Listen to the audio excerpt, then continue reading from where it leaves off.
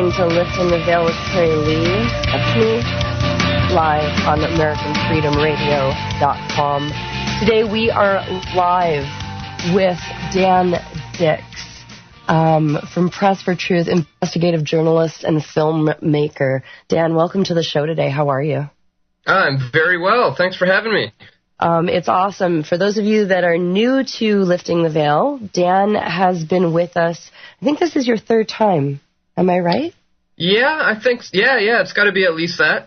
I think it is. I think it's the third time you've been on the show. This is the first time we're with American Freedom Radio. I want to thank you very much for joining us today because I know how busy you are. This week, you just released your new film. And that's called The Turning Point. And that's why I have you here today. I want you to promote that as much as you possibly can, because this is information that needs to be known by the public and understood by the public. Most people just sit there and ignore what's going on. Not people that probably are listening to this show. You probably are very aware of what's going on. But our job in knowing is to spread that awareness. And Dan, you've put together a fantastic film, and I'd like to start the show by talking a little bit about what the inspiration was for Press for Truth to begin the whole Turning Point. For the film, you mean our inspiration for the Turning Point, the film, you mean? Or? Yes. Yeah, well, basically, when Bilderberg was going to be happening at the 2012 meeting in Chantilly, Virginia, I started seeing online that there was some rather large protests being organized for it, and I saw that there's a lot of other kind of independent media groups there, and I just thought to myself, I really want to be there. I just want to be a part of this thing, to be able to get down there and to provide coverage of this extremely important event. So I managed to put it together to get down there. My original plan was to have a bit of a road trip between me, Steve, and Brian, the other guys in Press for Truth. But Brian wasn't available, so we realized, with Steve and I not driving, we would have to fly down. And I started thinking, I'm not sure if I'm going to be able to afford this. But it was the guys out in who are involved with Occupy Bilderberg who messaged me and said, Dan, why don't you try setting up this chip-in widget thing on your website and see if you can get some donations and maybe people can help you send you down there. And so I thought, yeah, why not? I mean, there's no other way I can get down there unless I get some help. So I put that thing out. And within 11 days, we reached our goal and were able to make the trip to get down there and cover this thing. And our original plan, it was just tremendous that the people, supported us to that extent that we were able to get down there. And all we really were intending was just to provide coverage on the day, put out videos while we were there. And we just figured that when we got back, we'd throw together, like a 10-minute YouTube video or something. But it's after we got back and we were looking at our footage and we thought, this deserves more than just some 10-minute video. This deserves a lot of time. This deserves a lot of attention. We can make a solid, comprehensive documentary about the Bilderberg Group with this footage. So we shifted gears. So before going down there, we didn't have any plans of making a film, really. It wasn't until I got back to Toronto that we decided, you know what? Let's put the time and the effort into compiling a comprehensive documentary film on the Bilderberg Group. So that's what we ended up doing. And this time around, we decided to keep it a little bit shorter than our other films. All of our other films have been feature-length documentaries running in and around 2 hours or so. This one, we decided to keep it under an hour, so it clocks in at 50 minutes. And we feel I like that length. It's easier for people to share. You can tell people, it's just not even an hour of your time to check it out, learn about the Bilderberg Group. And so that was pretty much it. There was a lot of buzz going on about this protest that was going to be there. I just wanted to be there to cover it. And then, lo and behold, it ended up turning into our next documentary film. That's kind of how it's been happening for me in my whole journey here. Things just kind of happen. A lot of things aren't necessarily planned. It was just like with the last film with Into the Fire. I mean, all of a sudden G20 shows up in my backyard here. I mean, you know, so these kinds of things just kind of happen to me. So anyways, that's the background story on how the Turning Point came about, really. Awesome. Thank you so much for sharing. And something about that is that I think when you're on a path, and it's a good path, and you're in that good flow, things just do happen. You're directed where you need to go, or things come to you the way that they need to. It's kind of interesting. Just like the people that need to support you or will support you are always going to be there for you when you need them. Those people that helped you get out there, I mean, big thanks to all of them. That's beautiful. And this is what keeps people like Dan and so many others going, is that all of us do this on our own. This is like a passion that we go out and do it. It's like a free thing that we give. It's our love and our labor and whatever, but we do this because we feel the need to, because we want to. And everybody that helps us along the way, thank you so much. Now, the whole idea of going out there, the first thing I'm thinking is, okay, what is the first creepy person that you saw, and how did you deal with that situation? Because I know you saw somebody and met somebody that just gave you the heebie-jeebies. And I don't mean to say, everybody, I'm purging negativity right now. That's what we're calling this mucus fest going on in my brain. So if I'm like overly sultry today on the air, I apologize. It won't be around much longer. But yeah, so my brain being all dysfunctional right now. What was the most uncomfortable situation you found yourself in while you were at the conference, the Bilderberg? I don't know that there was too many uncomfortable situations. I mean, to be honest, on my way down there, I had a feeling that I might run into some troubles, you know, at the airport or just simply trying to fly into Washington.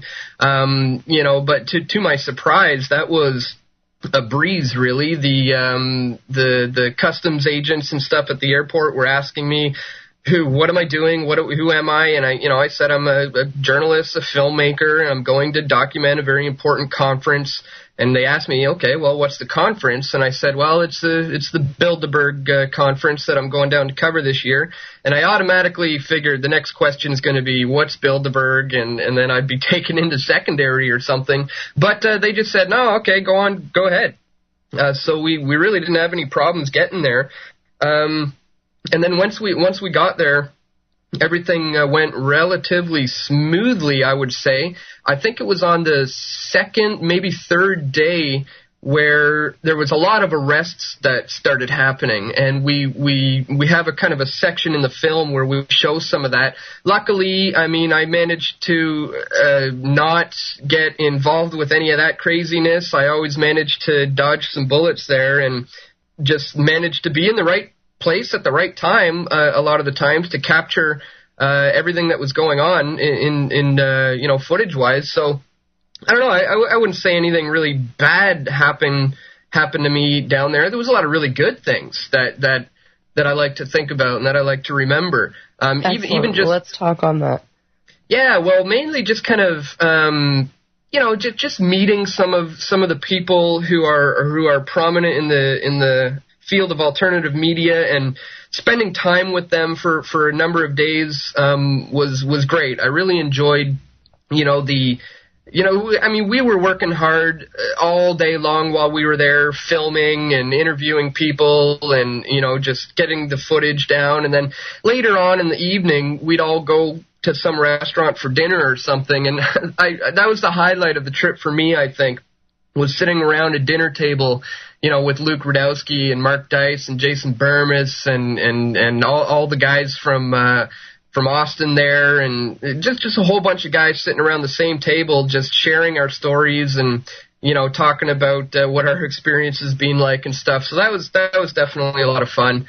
But again, it was all about just I was in work mode, I guess you could say. It was all about just capturing as much footage as we can, and lo and behold, it turned into the Turning Point. And just to let people know, it is all about the Bilderberg Group. We get into the Bilderberg Group extensively. We cover the history of Bilderberg, but we also felt it was important to show the Canadian connection to Bilderberg and how the Bilderberg Group has an influence on Canadian politics, the Canadian economy, And we wanted to make sure that we'd focus on that. And it's also about the rise of the independent media and how it's becoming more difficult for groups like Bilderberg Group to continue to do these things unnoticed. And so that's why we called it the Turning Point, is because it is a turning point for organizations like the Bilderberg Group, that it's getting more difficult for them to just continue to do these things in the shadows in the face of the rise of the independent media. So that's pretty much the film in a nutshell, without giving it away too much to anybody who hasn't seen it yet. That's the gist of it. That's fantastic, because, I mean, it gives an overall view, and honestly, I'm sure that there's information in there that, regardless of whether you've seen it or not, that's just a wonderful summary of what you can expect.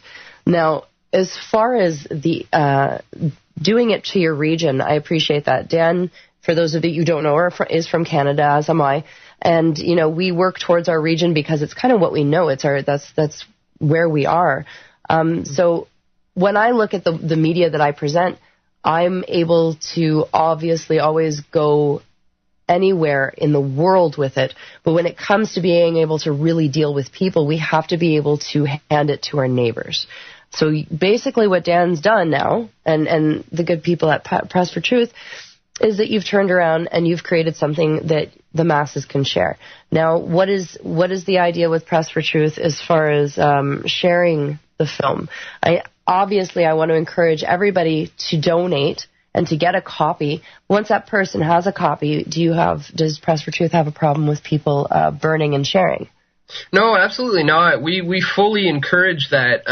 We fully encourage people to make copies, make thousands of copies if you like, and hand them out, hold street actions, hold screenings, get them into your schools and your libraries, and just spread the information, really. We fully encourage that. It's all about getting the word out about the Bilderberg Group. I mean, that's why we released this film for free online on YouTube just last week. The launch of this film was on YouTube, and it's just all about spreading that information and getting the word out there. Now, like you said, I mean, we have costs to cover. It takes a lot of work to make a documentary film like that, so we do offer a DVD. So people can just watch it for free online if they like, but if you like the work that we're doing and want to show your support, we offer a DVD of it in high quality, and then we always have special features on our DVDs, like behind-the-scenes stuff and the making of the film, the making of the soundtrack. This particular film was a whole new process for us as far as editing this one.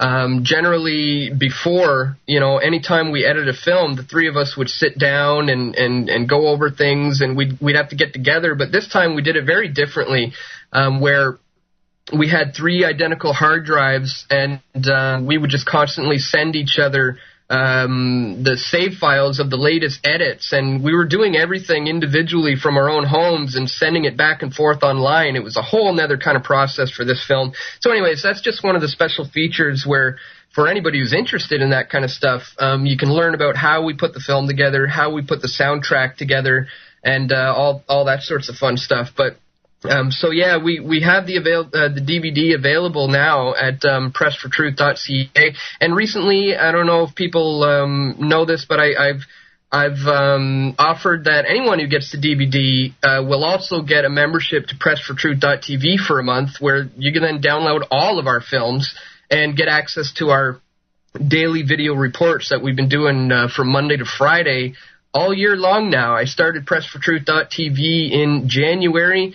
Been making videos every single day from Monday to Friday since January the 1st. And members at .tv, pressfortruth.tv, can get access to all that stuff as well. That's beautiful. I think that's a great idea, and it's a fantastic deal if you look at it. Anybody who says, and I've run into this with merchandising, Lifting the Veils, doing what they can, and I say they because Justin and I are a team, and what we can. And, we incur costs. It does cost us to do what we do.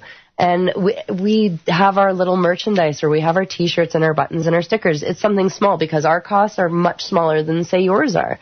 But we've caught some flack for that. And the only way that I can say it is, well, you know what, you don't have to donate, but if you feel moved to, please do. I don't know, but I love the idea that people come over to the house and they're like, ooh, Into the Fire. What's that on your shelf? Go, take it home. Here, I'll burn you a copy. It's fantastic because it's not something that they're expecting and they have no idea what the movie's going to be. Here, it's about the G20 in Toronto. Oh, and it's like a featured length. Really? I've sent so many people home with copies of it. It's fantastic. So personally, I like the aesthetics of having one sitting on the shelf. It's kind of like eye candy.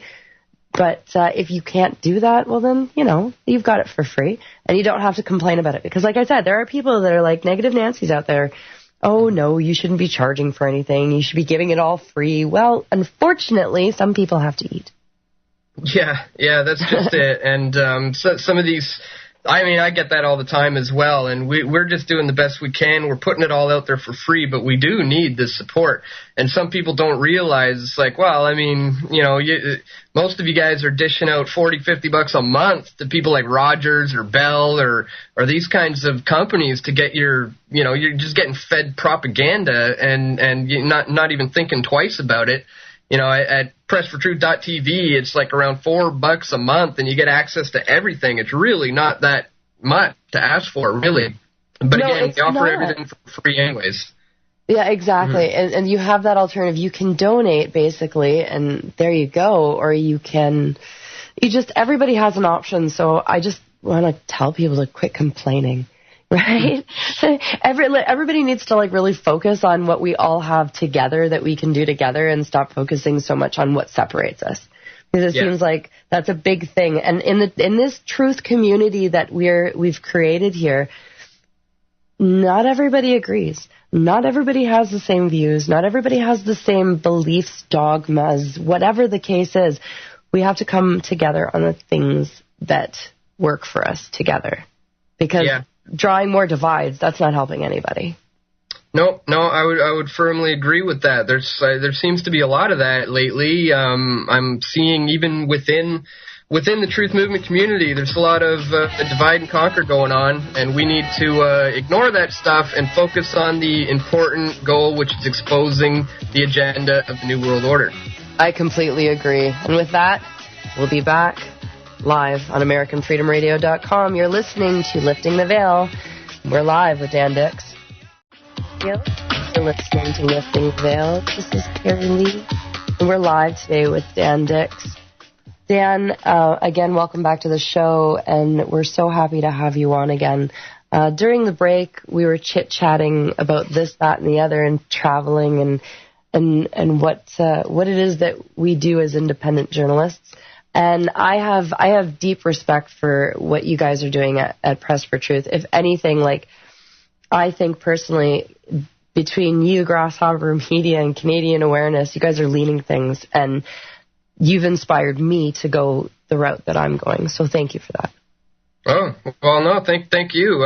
That's all one thing I've always wanted to do, it really is to inspire others to do similar things. And just hearing that really makes my day. Anytime somebody tells me something like that, it makes me, realize what I'm doing this for, and it makes me feel good and makes me want to continue. And not only that, but just get better, continue to just find ways to get better at what I do. So I can hopefully, inspire other people to want to do the same thing and want to get better at what they're doing as well, really. Yeah, for sure. And you know what? It's, I admire the fact that you just, totally took off and went and did Bilderberger. That is so, it's what we have to do. Unfortunately, not everybody can do that. And that's why there's people, and this is going back to I don't mean to be a harpy right now, but going back to the idea of why people should be supporting. Not that they should be, but if they feel need to and they want to, then don't feel, you have to rag on others that don't want to or want to. Just everybody does what they want to do. The point being, though, is that, say Joe Schmuck down the road wants to go, but there's no way he can afford it. He can count on people like Dan Dix or whoever to do something like this and get the information. Now, of course, I'm not saying depend on a savior, but when you know that you've got somebody out there pounding the pavement, doing the work, that's why there's a call for help to be, donated. I'm going to stop talking about that now. Anyway, so what's looking into the future? What's your next project? Are you taking a break? Oh, no time for breaks. There's too much going on.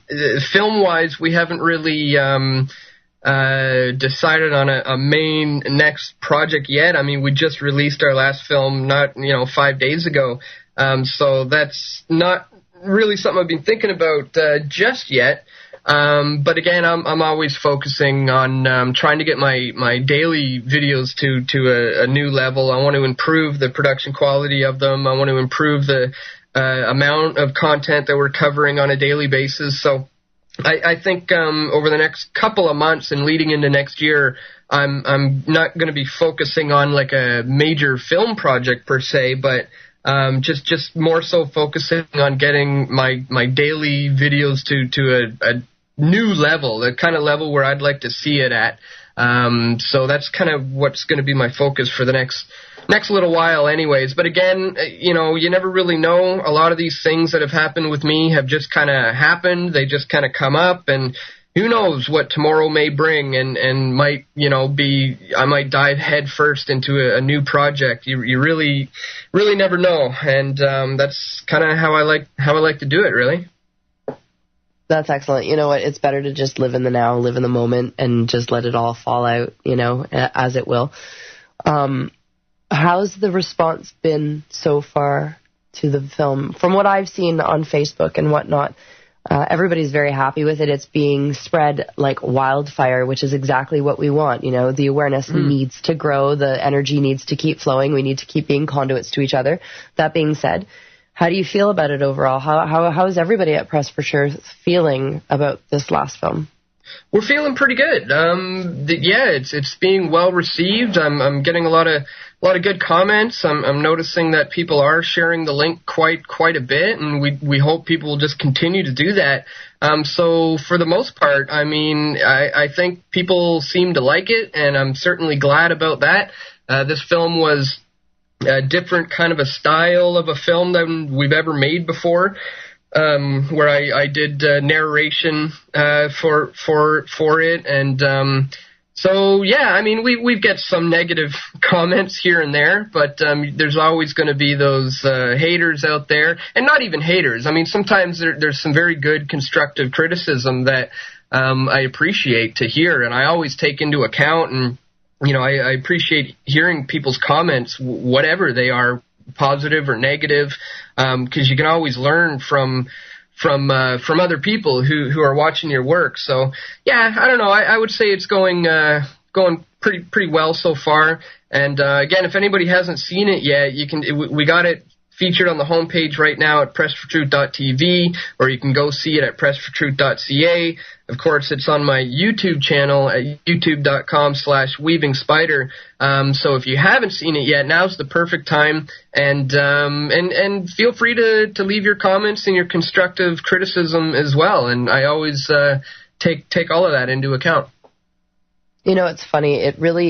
You learn more from the people that are against you from the people that are totally with you sometimes. Because it's not even necessarily that they're against you, but it's just that, that other side of the coin that you need to see. And as long as you don't let your ego get into it, which is so freaking difficult in this day and age, right?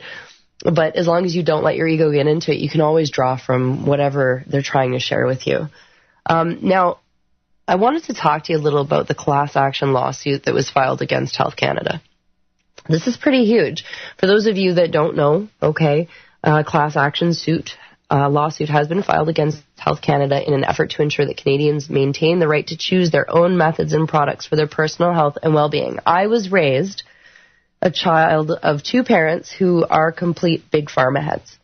And I don't hold blame to anybody other than, I guess you could point fingers all day long. Point being, my father now, 40 years later, after this awful, lifetime of painkillers and whatever the fact is trying to get off of it all because of the fact that his kidneys are dying and go the natural route. I can't explain to you or even understand myself how terrifying that must be for him to finally understand that he has to let go of the crutch of the pharmaceuticals. I mean, he's trying to get off of oxys right now, and he's trying to get off of, I could go on and on and on, and they're trying to put him on they just gave him it was, I want to say it was Celexa or something for depression that was also supposed to combat pain or something. And another drug that, when you looked at the side effects, had something to do with kidney failure, renal failure. So the doctors aren't even, they're not being schooled in nutrition, so they don't understand what it is to eat well in order to for that to be a preventative measure for anything. Mm-hmm. They don't understand that, the human population aren't guinea pigs that are supposed to. So now that I've had that chance to rant all that, something like this coming out is incredibly important to somebody like me and so many others out there. I mean, I've been pushing for my father to go natural for I don't know how long. He finally is at a very, very crucial moment of his life. I would love to see something like this go through. Not that I believe in the court system all that much, but, what are your thoughts on this whole lawsuit? Yeah, well, I think it is a step in the right direction. Like you said, big pharma is just pushing all this garbage on people, which has all these nasty side effects. And, Health Canada is complicit in that, in the sense that they are kind of suppressing these natural remedies which have been around for hundreds, if not thousands of years, that have always worked for people. But if they could have it their way, people would be completely relying on big pharmaceuticals, drugs, rather than any kind of natural remedies. So, what this lawsuit will amount to, it's tough to say. Often these things take so long. The whole judicial process can take months. It could take years. It's tough to say what's going to come out of it, but it's certainly one to follow. It's certainly one to keep an eye on. I know the lawyer who is in charge of this one is Rocco Galati. He's also the same guy who is also involved with another case against the Bank of Canada. He's representing the plaintiffs Ann Emmett and William Krem, who took on their case to the federal court against the Bank of Canada. So this constitutional lawyer, Rocco Galati, seems to be a good guy, and he's trying to do things that are going to benefit Canadians. So this new one against Health Canada is certainly something to pay attention to. I mean, we all recall years back, I can't remember the bill. I think it was C3. Oh, man, I get all the bills mixed up. But it was years ago that this one was being trying to be pushed through, that would basically make it illegal for anybody to, say, prescribe somebody an orange, for example, and you could be charged with practicing medicine without a license, just for simply telling somebody that they need to eat more oranges to cure, their problems. So that's what this is potentially leading towards, and that is obviously a very scary route to go down.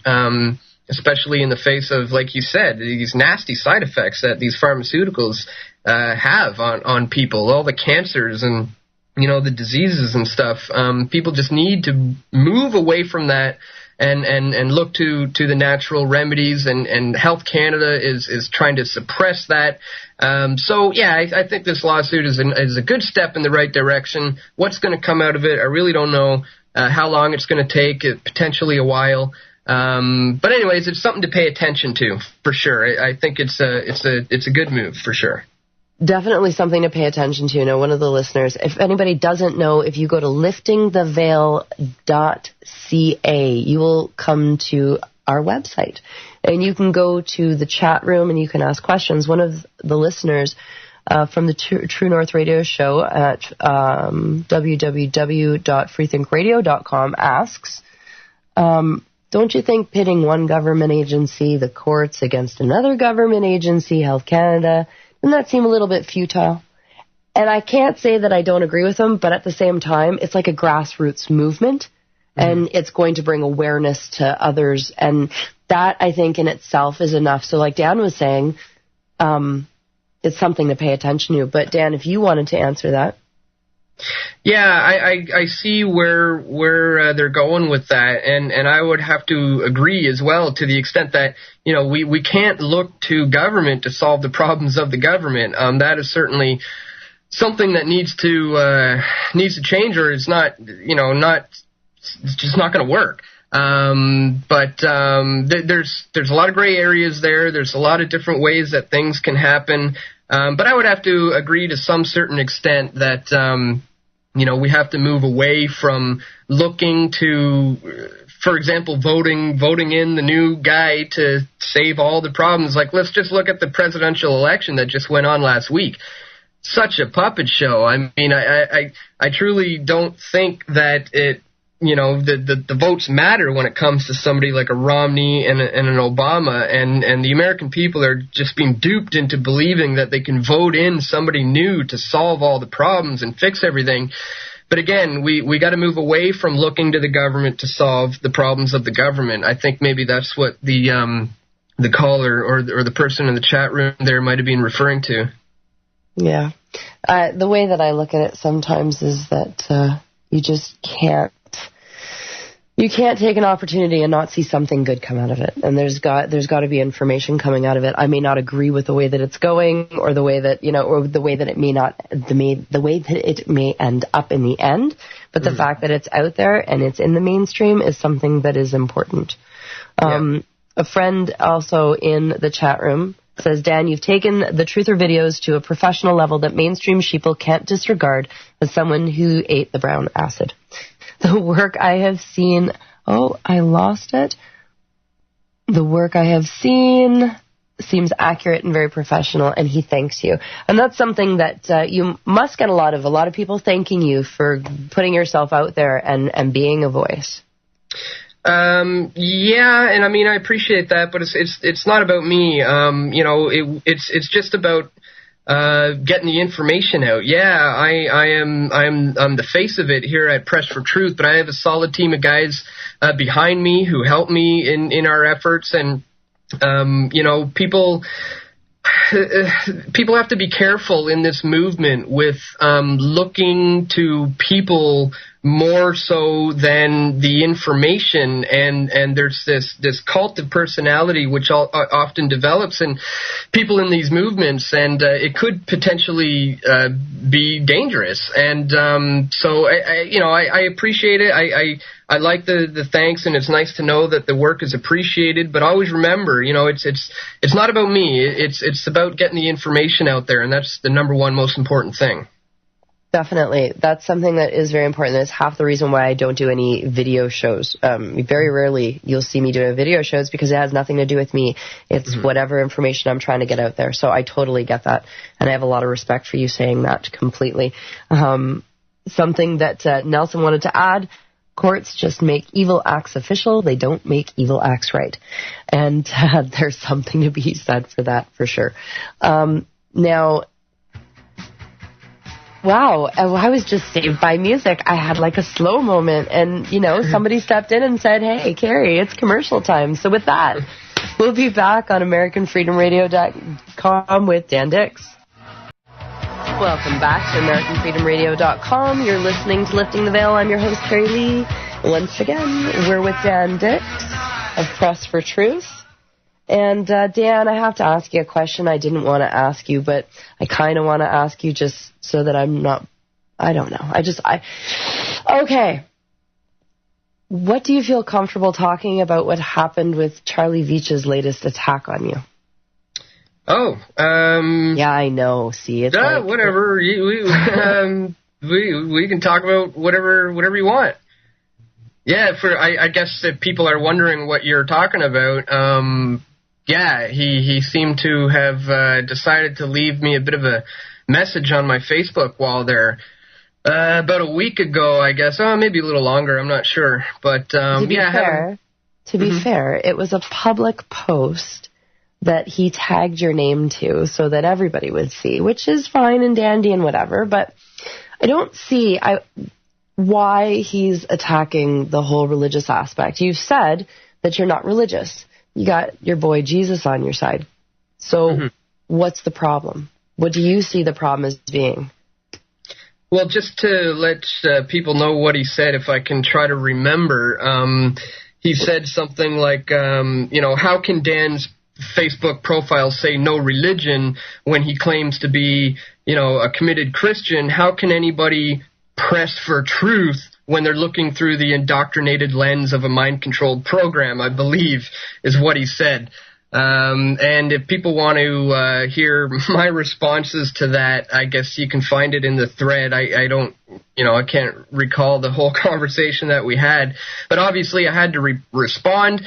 Generally, I get a lot of kind of comments and stuff that I just simply won't ignore. I'll just won't give any attention to, or I'll ignore. But if it's somebody I know, somebody I've personally actually met in person, I'll respond to them. And something like that, he was all of a sudden out of nowhere attacking me for my kind of spiritual beliefs. Meanwhile, he's a very religious kind of character. If you watch his videos, and I pointed that out in one of my responses. But after all this time, he decides to open up the dialogue and attack me publicly. It's I guess it shows a little bit of his true colors, and I can't say I'm too surprised by it, but I don't want to give it too much attention. I mean, that's what the guy wants, in my opinion. So I explained it in a video back when he flip-flopped on the 9/11 thing in BBC. Everyone was asking me, what my thoughts are on that. So I made a video in the week that he flip-flopped, just giving my opinions and my thoughts on Charlie and the whole situation. So I put a link to that in that thread on Facebook too, if anybody wants to check that out. But that wasn't too cool, was it? Well, no, it just seemed kind of backhanded. I don't have. Well, I have opinions. Everybody has opinions. I have observations about Veach. I enjoy his work comedically, mm-hmm. and I like a lot of the work that he has done. I think that he sent out a real confusion bomb out there when he decided to flip-flop in the 9/11 arena, and then to come back like a year later and say, well, what I meant was this, was very, very unsettling, just unsettling. And mm-hmm. So my opinions don't matter. My observations are just that, observations. And I'm glad that you dealt with it the way that you did, because you really just, whatever. What do you want from me? I'm an open book. Here I am. Okay, fine. Yeah. But something that we were talking about earlier is that there's so much division. And you know what? I'm different than you. You're different than me. Even if you were to put two Christians in the same room, they'd have a different view of some scripture. If you turn around and you put two Buddhists in the same room, they're going to have, well, I don't know about that one. I don't know. But anyway, my point being is that we all have these differences, and everybody's working so hard to get us to fight. The elite really want us at our throats. So if you're putting forth the same information with the right intention and doing the work and going the extra mile, why can't we just kind of stay on the same page with the things we can stay on the same page with, mm-hmm. and look at the other things and go, okay, well, is it really that important? Is it really that important that I attack this person for this reason or that reason, or, where their religious things come from? Or not religious, just belief system. I don't even know. You know what? I'm so tired of walking on eggshells trying to figure out how to say belief, or, I think it's making a lot of us crazy. Yeah, well, I mean, maybe that's a reason why I don't delve into that so much. But I mean, I'm, like you said, I'm an open book. I'm always willing to discuss my, spiritual beliefs or where I come from in that regards. It's not something that I think about, focusing on putting together a slick edited video or anything like that. But I've certainly got nothing to hide. I mean, I'm wide open to discuss that stuff, absolutely. But at this point in the game, it's not something that I'm strongly focusing on, but it is a part of my life, and it's obviously plays a role in what I'm doing with my life. It's certainly an important aspect of how I see the world and how I see things going and everything. But like you said, everybody has their opinions on that, and it seems to stir up some bad things in people, like we've seen with Veach lately, where it ends up, more often than not, turns into an argument, or people end up just bashing each other's spiritual beliefs. So I stay away from it here and there, but again, I'm always willing to talk about things. If anybody ever has any kind of questions in regards to my beliefs in that area, please feel free to ask or email me at dan@pressfortruth.ca, and I'm fully willing to speak openly about that. Absolutely. That's excellent. You know what? We might get to that after the break, because I like talking about people's different spiritual beliefs, because I kind of think they're all intertwined somehow, and that's just me. But anyway, as far as like you coming out there and saying that you will share it, that's huge. You can sit there and you can judge somebody, I guess, for the way that they perceive their truth, but in the end, it doesn't mean that you're right or wrong. There's too much infighting. We've got to stop that. We've got to get together. We've got to, and maybe listen to other people, have a conversation about these things and not fight. So after the break, I'd like us to set an example, because I don't know what yours are from mine or anything like that. I don't. So I think that maybe we should do a little lesson in, teaching people maybe how to talk to each other when you don't agree with certain things, because honestly, it's not going to I don't need any validation for what I feel, nor do I think that Dan needs any validations for the things that he feels and believes in. So that's something to be said. Now, Dan, we were talking a little bit earlier about the fact that, we're real people with real lives outside of this. You were out late for the very first time last night in a very, very, very long time. How did it feel to get out and let loose a little bit? Good. I mean, that's an important thing to do, really. I don't have time to go out a whole lot these days, but I do actually go out on Tuesday nights. Is my one day of the week to kind of have a little rest and relaxation and get away from everything and just I play pool. I play billiards. I love pool. I play in a pool league, and it doesn't go super late or anything, but every Tuesday night I go out to play pool, and it's important to have that kind of an aspect in your life, especially anybody who's involved with this kind of a thing, constantly just fighting the New World Order and raising awareness about this agenda. Sometimes it can get overwhelming. And it's important to balance, have balance in your life and get out there and spend time with friends and family. And I love billiards. I play pool. I love playing pool. I've been in a lot of leagues, a lot of tournaments, and that's something I do on Tuesday nights. And again, I think it's important to have that balance in your life. I've seen too many people in this movement who don't have that balance, and they lose their mind. I've seen people just all out go crazy from just 24/7 nonstop focusing on this stuff, and you have to have a balance in your life and spend time with friends and family and get out there and have some fun. I think it's important. Oh, I completely agree with you. I am so grateful that I have my husband and my children. That is an amazing balance that I need to just put everything down, take everything off my shoulders, put it down and play, or watch a film, or go out for a walk, or whatever it is, or breaking bread with my family, my soul family, the friends that I have, sitting at tables and cooking meals together and hanging out and being silly and laughing, all these things that are so important to me.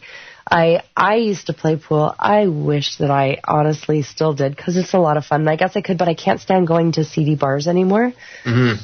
And I just don't I'm not a bar scene chick anymore. I bartended for 10 years. Oh. But I'd rather have a pool table in my house, or a makeshift one out of bamboo or something. I don't know. I'll figure it out. But billiards I was raised on a pool table. I used to use my father's pool table I'd put a blanket over it and I'd crawl underneath, and that was my fort. Anyway, after that nonsense, We'll be right back after these messages from our sponsors on AmericanFreedomRadio.com. Welcome back to AmericanFreedomRadio.com. Again, lifting the veil, Carrie Lee and Dan Dix. Now, Dan, during the commercial break, we had some questions asked, and someone wants to know. I have a question for Dan. Does he feel that using the term New World Order is detrimental to waking people up, given the knee-jerk reaction people tend to have with the term? And I get what's being asked here, because New World Order is the first thing that comes to mind is like pro wrestling, and then the big bad boogeyman. What do you think? Yeah, no, I see where they're coming from, and it has changed over time. I had a roommate once who was not into any of this kind of stuff whatsoever, very skeptical about it all. And when I mentioned New World Order, he said, well, your idea of a New World Order is different from their idea of a New World Order. And he types it into Google, and I noticed that it didn't always used to be like this, but now the first two things that come up are two Wikipedia pages, the first one being the New World Order, and the next one being the New World Order, the conspiracy theory. So now it's broken up into, well, here's what the conspiracy theorists consider what the New World Order is all about. Yeah, and then they say, here's what the politicians and stuff who mention a New World Order are actually talking about. So yeah, it's changed over the years, and I don't think it's we necessarily have to move away from using that term, but you use your best judgment really. If you think it's gonna not help the cause to whoever you're talking about, maybe you should move away from using it. I've done that with using the term the Illuminati. I used to always refer to the people at the top as the Illuminati, but it's become so cliche and people can just jump out and attack it right away. But I've always felt that was a very appropriate word to describe these people and who they are, whether you think that they still exist or not, or if it was just the Bavarian Illuminati that existed in the 18th century. So yeah, brilliant. Do you know what's brilliant about this? Not to interrupt you, but what they do is they turn around and they make Tom and Jerry bowing at an Illuminati cat on a cartoon, and then they turn around and they do it in the X-Men somehow. They put it in there, and all these cartoons and stuff, so that when it comes down to people versus, person versus person sitting there and talking and having a conversation with somebody, and you say something like this, they think of the childish thing and right away want to poke fun at it. It's unbelievable because it was on a cartoon or a TV show or a movie or whatever the case is, and half of that's the agenda. Yeah, absolutely. It's a little bit of hidden in plain sight. You start talking about these things and people say, oh, well, I saw that in a big Hollywood movie. I mean, it wouldn't be real if they're putting it in Hollywood movies and stuff. No, that's why they're putting it in Hollywood movies, is to normalize it. And yeah, I've gotten that before. Well, I'll mention certain things and people say, wait a minute, I've heard about that because of...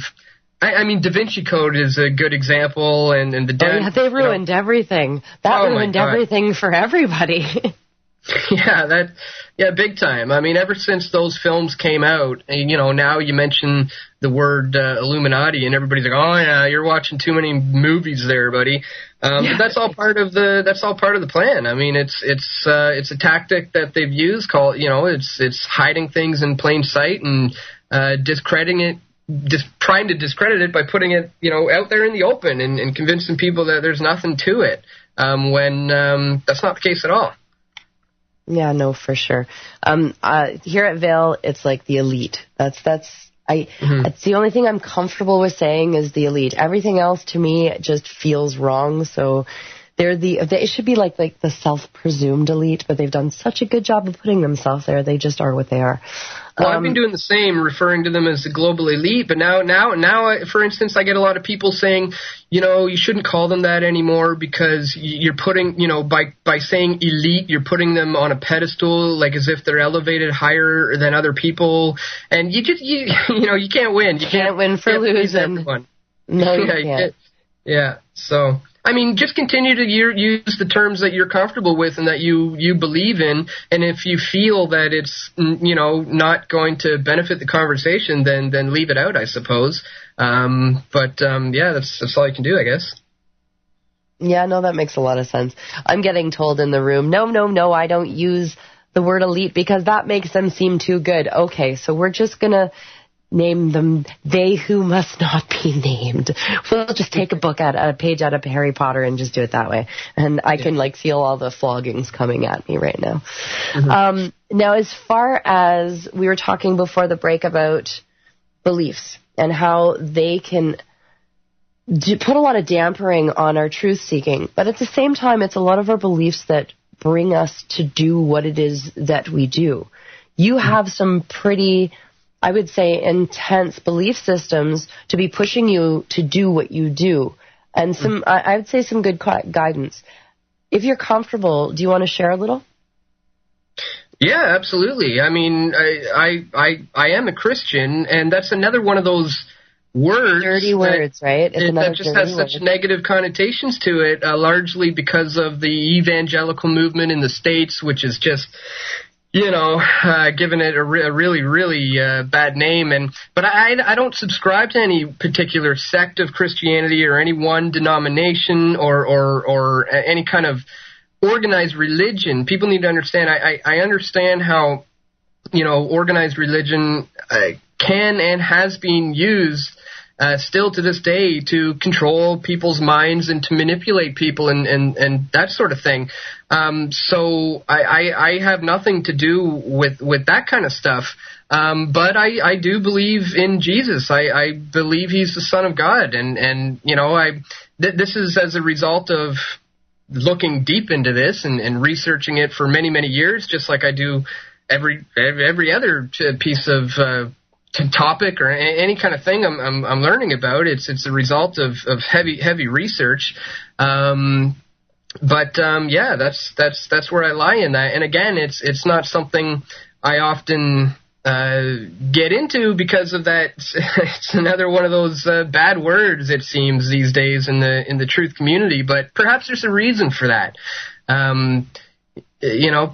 Perhaps that's all by design, but that's pretty much where I'm coming from, and I always have. That's what I've always been about right from day one. Okay, now just my questions, because I have lots of them. I was raised Roman Catholic, unfortunately. It doesn't mean that I don't value the teachings. Mm-hmm. But I wonder about the whole idea of the Bible really gives me a lot of confusion. I don't know how much you know about my belief system, which is very muddled because I'm still working it out. From what I was told by the elders in the area is that there was a book before the King James Version. I want to say 430 or 452 AD. Apparently this leather-bound or skin-bound book is sitting in a museum in Britain and is like the original Bible before they destroyed it. And there is a lot of truth that's in the Bible that you can't see because it's, the whole idea of it being hidden in plain sight stuff. So I'm curious, what's your take on King James? Well, when I guess it was in the 80s, or when did that happen? In the 70s, when the Dead Sea Scrolls were found, that were dated back to, and they found that it was word for word translations from some of the old manuscripts that were written, even 1,000 years before Jesus was even born. And they're direct word-for-word translations. So, there is obviously there's a whole bunch of different versions of the Bible out there, and there's people again who who are trying to twist it and manipulate it and coerce it and take it over and control it. And so yeah, that's an interesting area. But King James, I think it's the new King James one that I have, which is really it just kind of more of an updated English in the sense that it's not with the these and the thous, and the translation seems to be bang on from the Dead Sea Scrolls, for example, but it's just in our modern day English without the these and the thous and that kind of stuff. But obviously there's an element of faith that is required in these things. Here we have another bad word in the truth movement community, yeah, but sure. obviously there's an element of that that comes into play here. Yeah.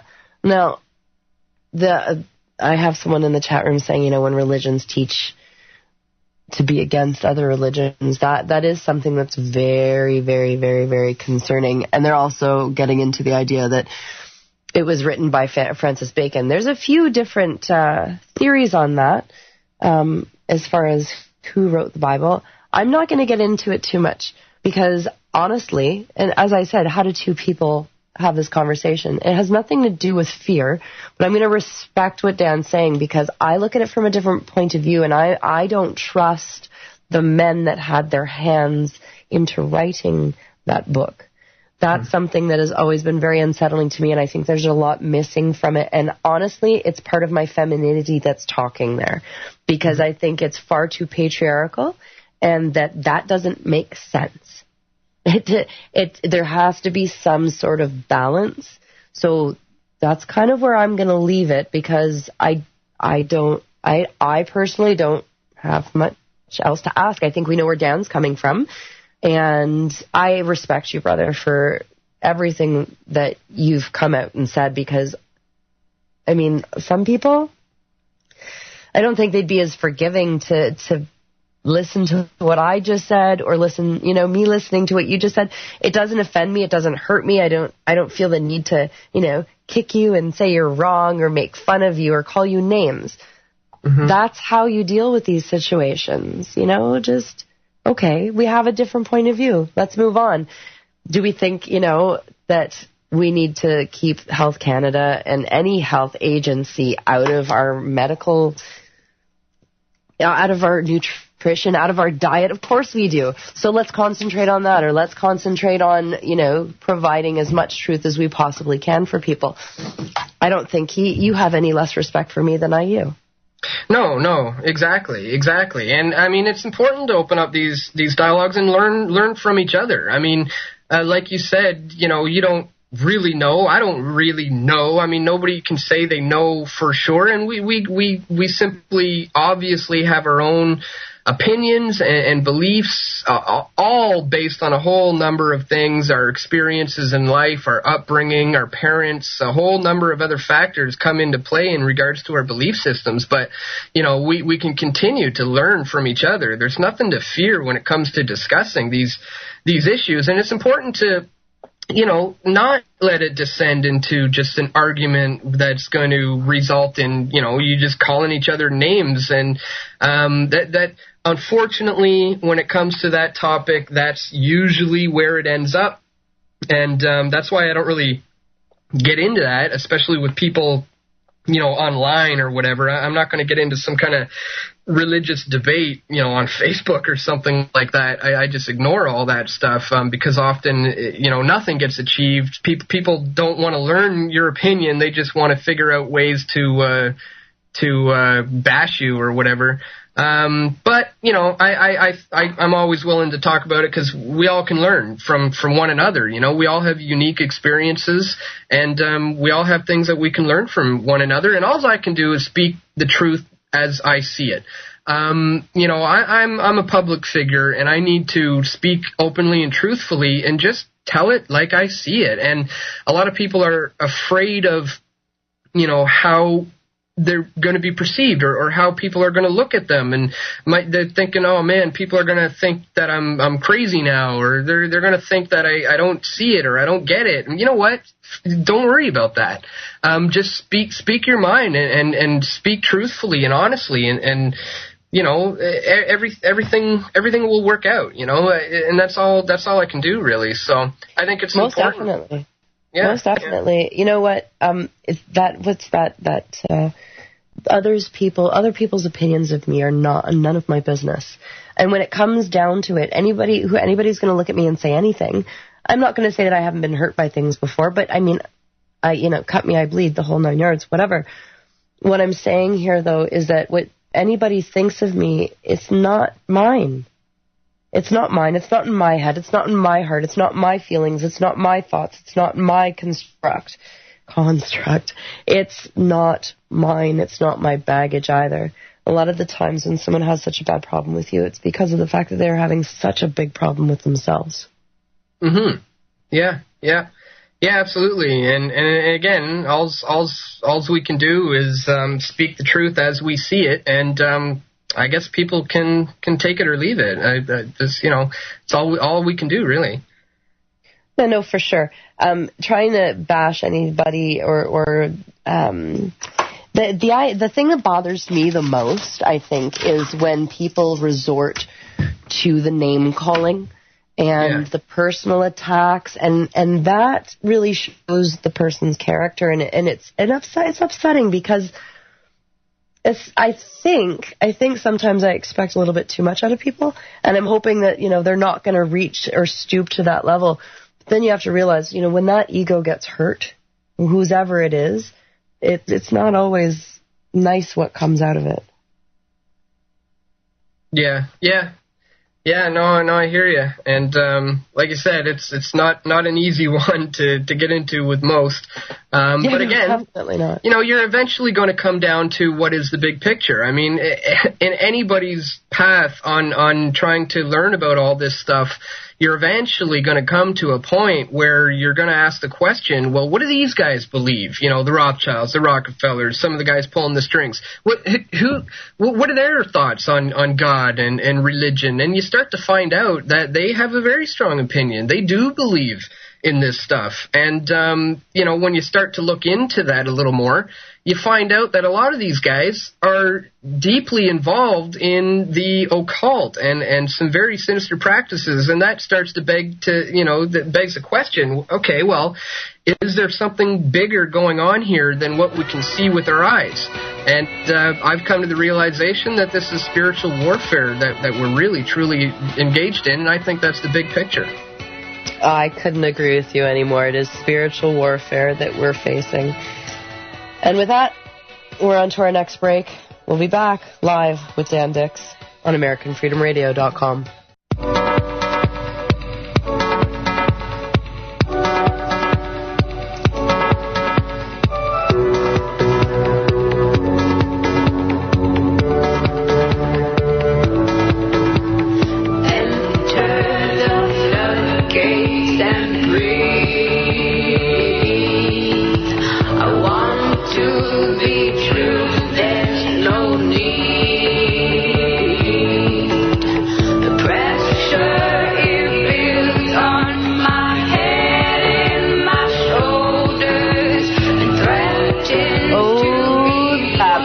On my shoulders, and I know that we've all felt it lately, especially. Doesn't it kind of feel like the world's all kind of coming down on us? And I don't know how you've been feeling about that, Dan, but I've been feeling stressed the last month or so, just very congested, like my chest.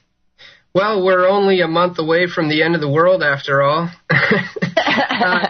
I'm kidding, of course, but Yeah, no, I hear you. Things, there's something in the air. Things are ramping up. It's hard to put your finger on it. It's hard to explain it. But I think we're all getting a sense that something big is happening right now.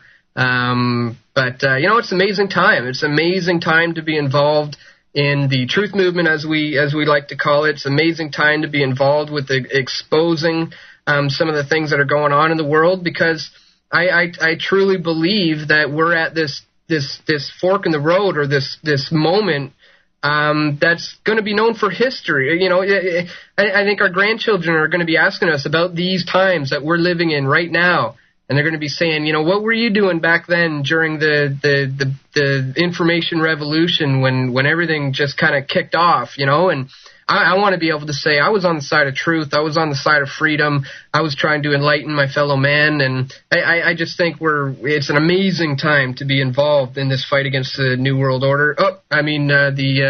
The One World Government. There's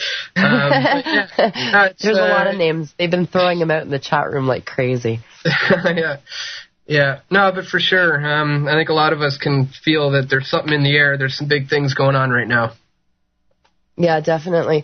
Someone had asked a question, you know, like, could you die peacefully today? Would you be able to? Well, I don't think you'd have a choice. If you died. But honestly, I've changed my life so much, and I do every day I'm doing better than I did yesterday. And I'm trying really hard to live by every single one of this. Everything that you see and hear me say is something that I'm doing in my life. I don't just say stuff and act a different way, which is, I've seen a few people out in this truth area that act completely different than they speak. And that's something that I think that we all are realizing. I don't know if you've seen it, Dan, but this last year, in the last few months, I saw it in July, anybody that was faking it, to me, was exposed.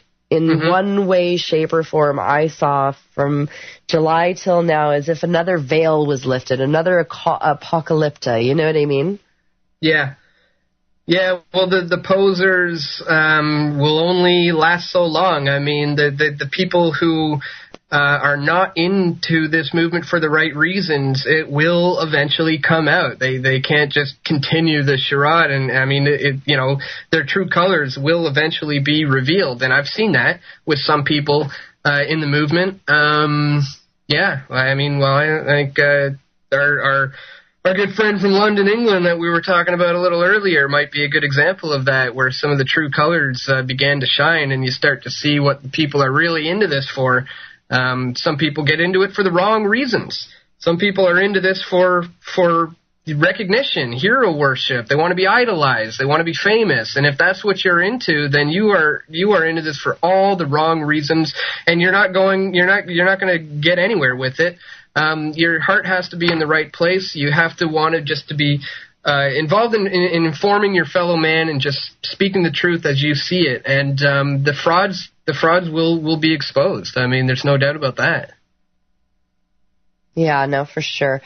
A lot of people are talking about a lot of things that are going on with the planet that we're living on, the idea of pole shifts and solar flares. And I mean, how many times are we going to hear about a comet that's going to hit us? What are your thoughts on all of these different earthly things that are going on? Yeah, I mean, it's fascinating topic and subject to look into. Obviously, there's a lot of talk about the year 2012, and in particular, December 21st coming up. A lot of different theories about what's going on with all that.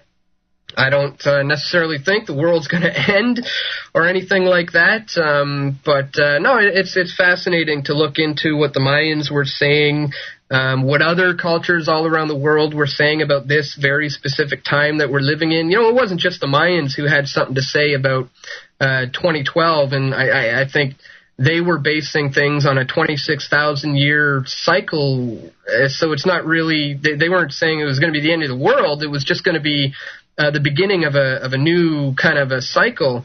Of course, this brings into the New Age movement is kind of on board with that this is moving from, say, the age of Pisces into the age of Aquarius, and it's the evolution of mankind, not only physically but spiritually. There's a lot of beliefs about what's going on here in 2012. I mean, in the Chinese, the I Ching, which was written thousands of years ago, they also talk about 2012 being a very significant time in history. So yeah, a lot of different aspects of this. The planetary alignment stuff, very, very interesting. It's just who knows what's going to happen, right? We can't foretell what's going to happen in the future, but it's very, very interesting stuff for sure. Yeah. Now, do you think that the momentum will start to fall once we get to 2013 when people see no big changes have come? Do you think they're going to lose interest?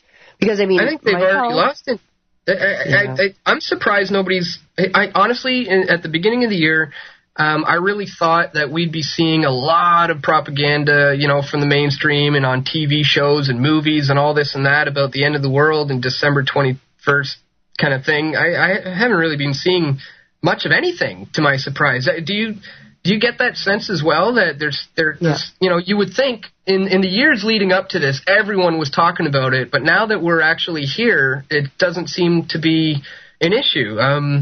Y2K was more of a concern to everybody. Yeah. Everybody was running around like chickens with their heads cut off about Y2K. Yeah. And we saw where that ended up. And now this, you're right. It seems like people are being very, I don't know. I honestly don't know, but there's some parts of me that kind of think sometimes a lot of what the whole prophecies of 2012 are like a co-opted version that we've been handed down by the global leeches. Right. There's no doubt that let's call them the powers that be for now, may utilize the fact that everyone in the world is paying attention to that day. I mean, whether they think something's going to happen or not, it's at least in their minds now.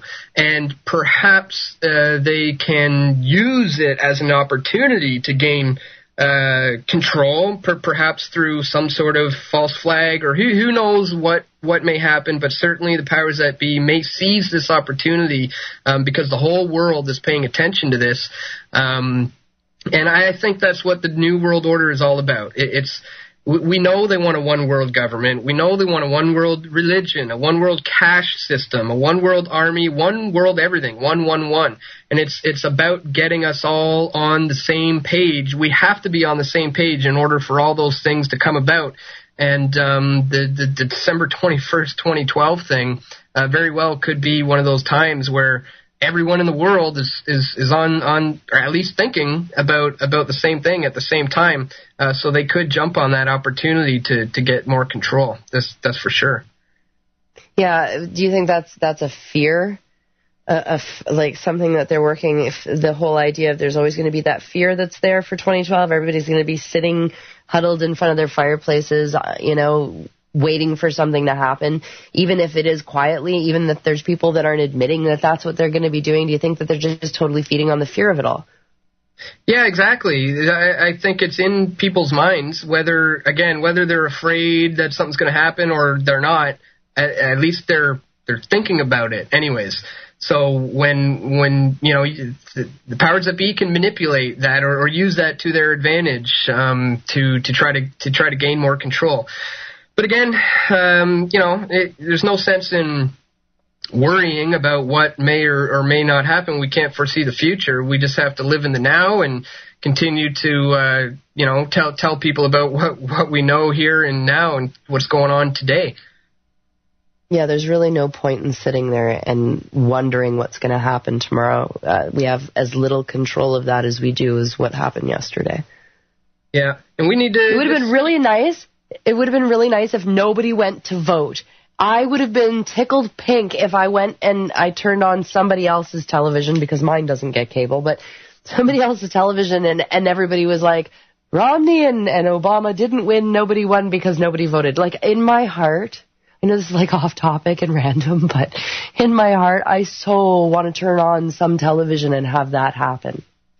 Yeah, me too. I've always thought and said that it's all about global noncompliance, just simply not playing along anymore and stepping outside of the system. A great analogy is the pyramid structure, and this thing really is set up like a pyramid in the sense where the elite are at the top, but it's the people who make up the base of the thing, and what it takes for the whole thing to come crashing down is enough of those people to step out of it and to have nothing to do with it anymore and just not give into it, not play into it.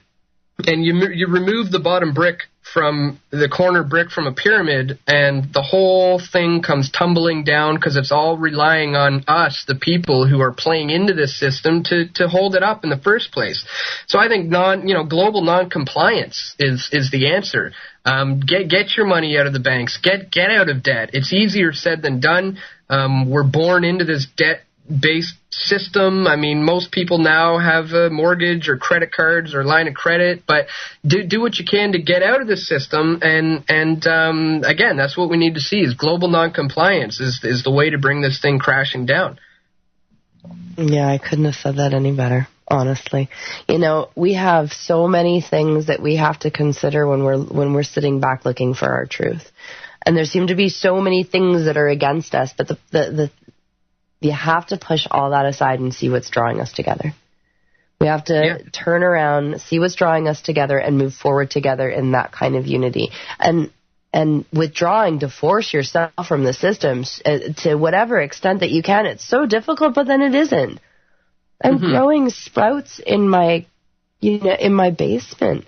We're talking herbs and tomatoes and celery and lettuce and kale and you know what? I don't have to go. I'm not going to have to go to the grocery store in December, and I'm going to be sharing with my loved ones and my friends, and that's like a community thing. Okay, here's a big before the next break: Christmas, solstice, Yule, whatever you're celebrating at this time of year. Please stop. Please just stop feeding that energy. Stop feeding all these holiday energies. These holy day energies just kill me. You can do something different at Christmas time, and I just want to share with everybody. What we're doing is we're getting together at a lakeside ranch that we spend a lot of time at, and we're all baking and making soaps and shampoos and laundry detergent and Organite and going skating and for a week. All of us are getting together so that we can talk and share, and friends and family, and spending time all together so that we can do that. When we leave, there was no gift other than the time and what we get to take home with us. No money was wasted on garbage that we don't need. And we're going to be making things that are good for us as individuals and as a community, good for the earth, good for everybody in general. I'm not trying to be a big jerk about holidays, but I don't want to give my energy away to somebody who's using it for evil and death and decay and whatever else. So that's my 2 cents on that. I don't know how you celebrate holidays, Dan, but that's how we're doing it up this year. No, that's awesome. That sounds awesome. You nailed it. You're focusing on what's important, which is spending time with loved ones and not just going out there and being a consumer and buying up all these needless things to give to your family members. I grew up doing that, but my family has recently decided, you know what, let's forget about the gifts things. I don't want anything. I don't need anything from you guys. And we've all decided in the last few years to just stop this whole gift-giving thing. There's certain members in our family who, it gets stressful. And this should not be a stressful time of year when you think, oh, my God, I can't afford to buy all these presents. Don't worry about it. The important thing is spending time with your family. And we've recently decided to do the same thing. Said, you know what, we don't need to get each other presents. So we've decided we're not going to do it anymore. We're just going to do it for the young ones. I have nieces and nephews, 4 or 5 years old and stuff. They're the only ones we're going to buy any kind of little gifts for. But as far as my brothers and sisters and pet parents, all that kind of stuff, we've decided to put a stop to that. There's no need for it anymore. The important thing is just to get together and spend time with each other. That's the most important thing. Yeah, for sure. And those winter months are long and dark, and it's good to have lots of love and warm hugs around you, so I'm all for that. We'll be back for our last segment with Dan Dix from Press for Truth, live on AmericanFreedomRadio.com. Welcome back to AmericanFreedomRadio.com. We're on the last segment of Lifting the Veil with Terry Lee. with Dan Dix from Press for Truth. Dan, we talked about this a little bit beforehand at the beginning of the show, but for those who missed it, your plans in the next little while and what you and the boys at Press for Truth are doing, if you wouldn't mind a recap. Yeah, sure.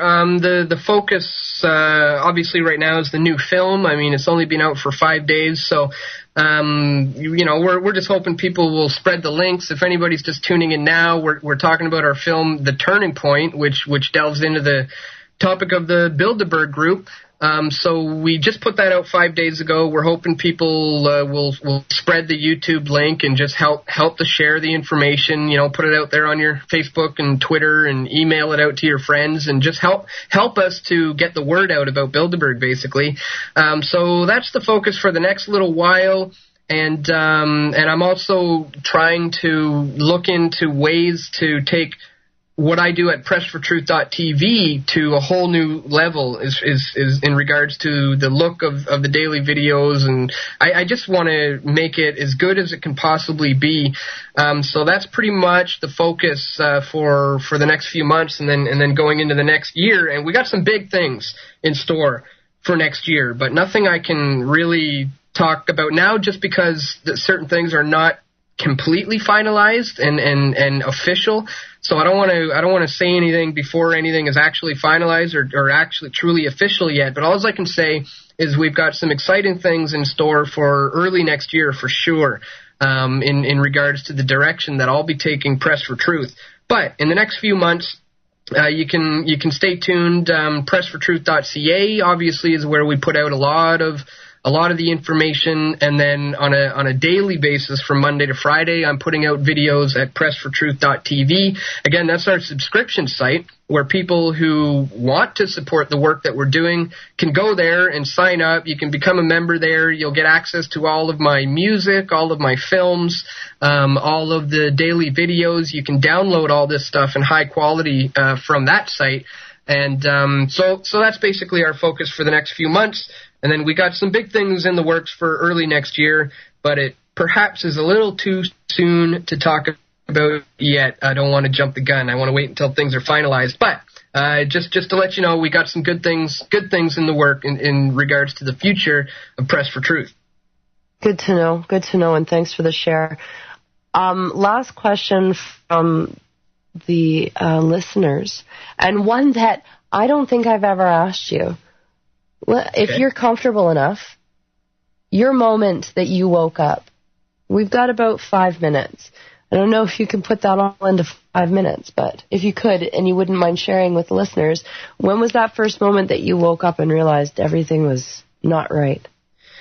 Well, I was an early bloomer in this movement, I guess you could say. It was around 1998 or 1999, in and around those years, when I was going to school, that a friend of mine told me about chemtrails. Was actually the very first thing that I ever heard about anything in this kinds of regards of any of this stuff. And I, like most people, kind of dismissed it as being ridiculous, but started looking into it on my own back then. And it didn't take long for me to tumble down the rabbit hole. And back in the early 98, 99, I just read book after book after book. I started buying tons of books, and I just read so many books on the New World Order agenda and all that stuff. And then it was quite honestly right after 9/11 that everything changed for me. I remember the day after, on September 12th, I was with a friend of mine, and it was his girlfriend at the time who suggested that, you know what, I wouldn't be surprised if there's some other things going on here other than what we're told, and perhaps, there's some agencies within America that are involved and responsible. And it just clicked with me right then and there. I don't know how she came up with that so soon, September 12th, but it just resonated with me. And from that moment, that's when I said, it's time to get active, it's time to get out there. And that's when I started networking with people. Shortly after that, around 2002, 2003, I think it was, around there anyways, I found that meetup.com. I joined some local 9/11 truth groups in Toronto, started meeting people and actually getting out in the streets and getting active, attending some of the Toronto Truth Seekers street actions, handing out DVDs, and just trying to get active. And I did that for a number of years. And then it got to the point where it was like, well, it's time to take this to a whole new level. And come 2006, I decided to start Press for Truth. And I went and covered my first Bilderberg conference in 2006. And I was covering a lot of events before that, but, well, I shouldn't say covering because I wasn't bringing a camera, but I was attending a lot of events like that beforehand. But Bilderberg was the first time I brought a camera with me, and that was when I realized, you know what, this is what I want to do. This feels right. This is something I want to do more of. So it was a gradual process, really, between the years of 1998 right up to 2006. Where my, I tumbled down the rabbit hole and I just constantly tried to expand and get better at what I'm doing. And from 2006 to 2012, everything's been like a roller coaster ride, and it's just been, everything's just been kind of happening. But I made the decision to take my life in this direction, probably around 05, 06 or so, after, 7 or 8 years of solid research and getting out in the streets and doing the street actions. After doing that for a solid 7, 8 years, I decided to start Press for Truth, and here we are now. So. And here we are today. Thank you so much for sharing that. The listeners really appreciate it. You shared an awful lot on this show, and I want to thank you for your honesty and your openness and the lack of fear, because a lot of people are very, very nervous about talking about a lot of things. Now, one final question I think we have. Do you have any books that you would suggest for people who are closed-minded to help them open up? That's a great question. I think a lot of the times it depends on the person and what sort of things that they are into. When I was first kind of trying to wake up my family members to this, for example, certain family members didn't want to hear about certain things, but I knew, for example, my sister was interested in the health aspect of things. So I would show her books or videos in that regard. So my dad, was interested in the economy and how banks work. So in his case, I gave him a copy of The Money Masters and Money is Debt and that kind of stuff. So it depends on the person.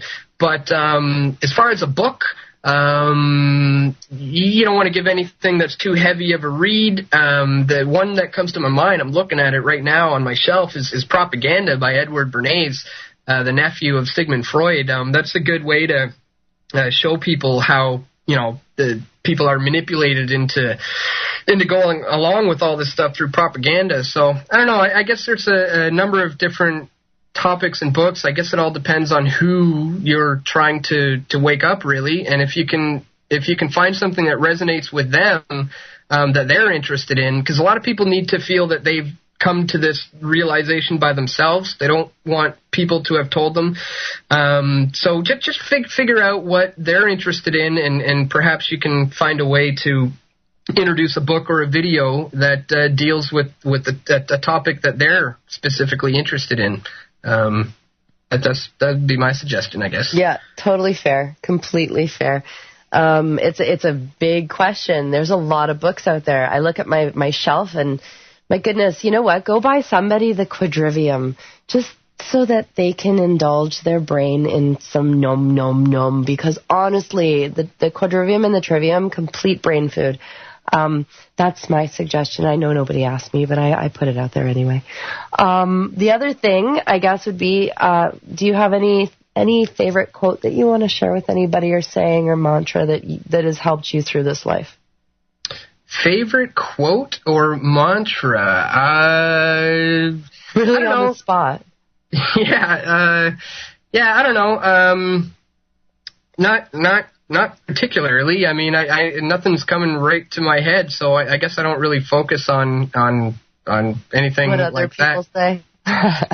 Yeah, I mean, there's obviously some ones out there that I like. Oh gosh, I can't remember what I have on my Facebook thing. I put a couple of my quotes there. We did those years ago, though, right? Yeah, exactly. But you know what? I honestly, I'm really grateful for you coming on the show today. It's been brilliant. Everybody that's listened in today, thank you so much for tuning in. Dan, you are doing amazing works with your partners at Press for Truth. I want you to thank them for us as well, and thank you. And anytime you want to come back on the show, you know you are always welcome. Yeah, well, I appreciate you having me on, and this is a great platform to be on where people can talk openly about things like we have, and hopefully people can learn from this conversation and realize that sometimes within the movement, people are going to have differences of opinions. People are going to believe different things, especially, spiritually or otherwise. But, we can always learn from each other, and it's important to, you don't want to slam others' beliefs, and just be open and be yourself and speak truth from the heart. And when you do that, good things will happen. So that's we'll leave it at that. That's awesome. What a wonderful way to end the show. Thank you so much, everybody, for tuning in. Dan Dixon, Press for Truth, for the amazing work they do. Everybody needs to check out The Turning Point, the full film. We're talking Bilderberg and everything to do with it. Everybody check that out on YouTube. Join me next Saturday. I don't know what's going on. I just don't. Thank you so much. You've been listening to Lifting the Veil of Carrie Lee live on AmericanFreedomRadio.com. Peace.